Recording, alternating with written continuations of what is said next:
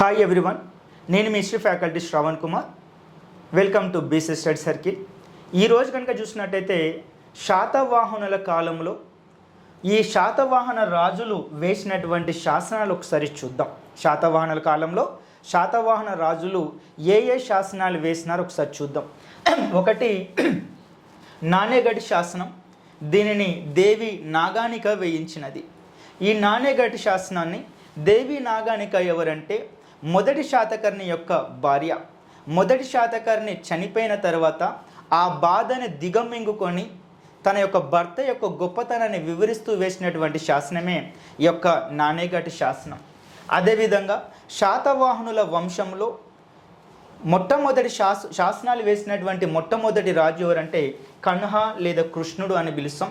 ఇతడు శాతవాహన వంశంలో రెండవ రాజు, శ్రీముఖుడి యొక్క తమ్ముడు. ఇతడు వేసినటువంటి శాసనాలు కార్లే, కనిహేరి, నాసిక్ శాసనాలు అనేటువంటి 3 శాసనాలు వేసినాడు. అవి 3 కూడాను బౌద్ధ మతానికి చెందినటువంటి శాసనాలు. అదేవిధంగా అమరావతి శాసనం.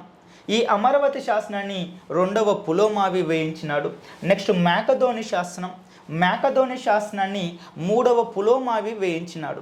ఈ యొక్క మేకధోని శాసనం అనేటువంటిది ప్రస్తుత కర్ణాటకలోని బళ్ళారి ప్రాంతంలో వేయించినాడు. ఇతడు శాతవాహన వంశంలో చిట్ట చివరి 30వ రాజు అని చెప్పవచ్చు. తన యొక్క సైన్యాధిపతి అయినటువంటి శ్రీశాంతములుడు ఇతడిని ధరణికోట లేదా ధాన్యకోటం నుండి పరిగెత్తిస్తే తను బళ్ళారి ప్రాంతంలో సెటిల్ అయిన తర్వాత తాను కూడా శాతవాహన వంశానికి చెందిన వ్యక్తినే అని చెప్పుకుంటూ వేసినటువంటి శాసనం మేకధోని శాసనం. దీనిలో గుల్మిక గురించి లేకపోతే గ్రామ పరిపాలన చేసినటువంటి గుల్మిక లేదా గ్రామీల గురించి వివరించడం జరిగింది మేకధోని శాసనంలో 3వ పులోమావి. అదేవిధంగా బట్టిప్రోలు శాసనం.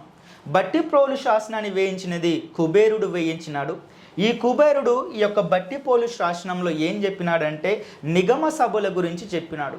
నిగమ సభలు అంటే ఆ టైంలో ఉన్నటువంటి రాజ్యానికి ఆ కాలంలో ఉన్నటువంటి రాష్ట్రాన్ని ఏమని పిలిచినారు? ఆహారం లేదా ఆహార అని పిలిచినారు. ఈ రాజ్యానికి ఆహారానికి మధ్యలో ఉండేటువంటివే నిగమ సభలు, వాటిని నగరములు అని పిలుస్తారు. వీటి గురించి మనకు మొట్టమొదటిసారిగా బట్టిప్రోలు శాసనంలో వివరించడం జరిగింది. Thanks for watching this video.